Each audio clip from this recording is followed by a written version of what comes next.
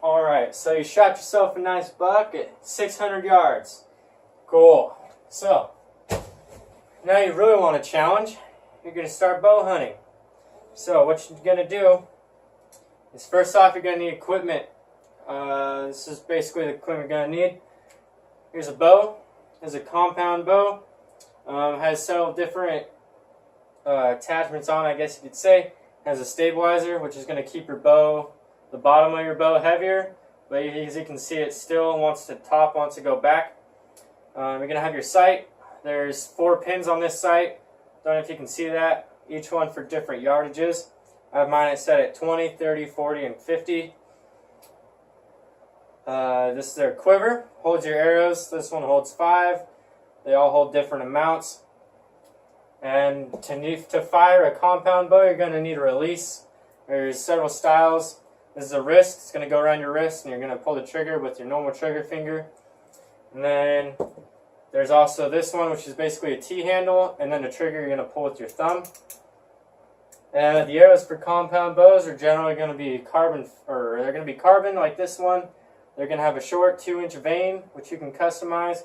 And this particular arrow has a broadhead on it, which is basically flying razor blades. That's what you're going to kill your animals with.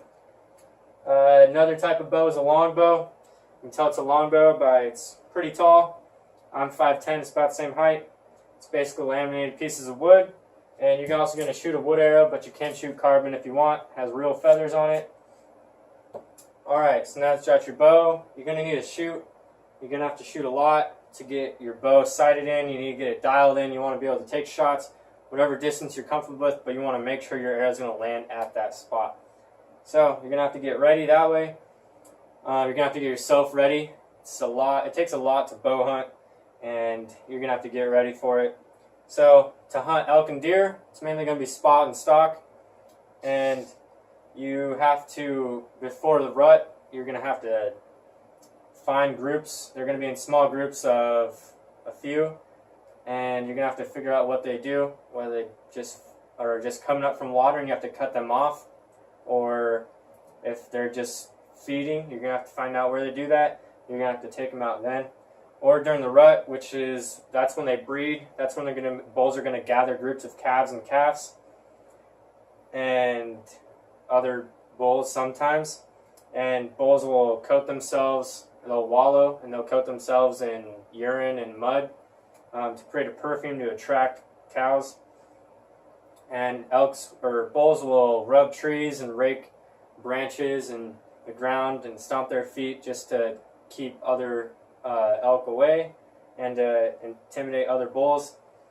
And so during the rut, you can bugle and get them to come in that way, because that'll make the lead bull mad and he'll want to come running towards you. Or you can try to get through and get to him and sneak up on him. That's going to be tough, because that's in herds that can be anywhere from 10 to over 100 in a herd. And that's a lot of eyes, ears, and noses that can spot you and get you real quick. So, and deer hunting is basically the same as pre-season or pre-rut elk.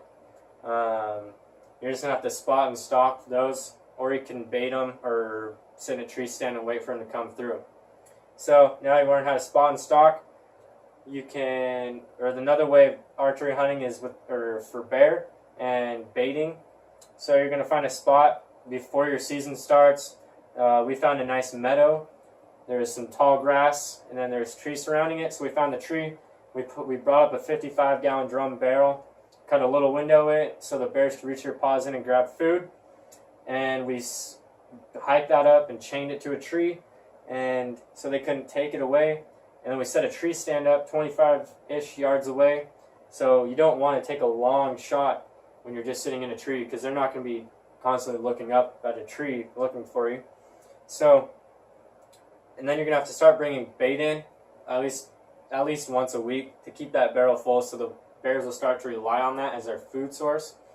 It makes it a lot easier for you when bears are constantly coming into your bait. So then at that point you can almost pick out which bear you want and take him. And once you do take any animal, really, that's when all the fun begins. Packing out, whether you're using a bow or rifle, it's almost the same. It's a lot of work. It's a lot of meat to take out. It's if you're only one or two people, it's going to take more than one trip, especially for an elk, because that's several hundred pounds of meat you have to take out. It's not that easy to do. So with this, I hope you've somewhat got a basic understanding of how to start to get into bow hunting and basic tactics on how to get close to animals, and hope to see you out there. Actually, I don't, because hunting don't want to see other hunters. So good luck.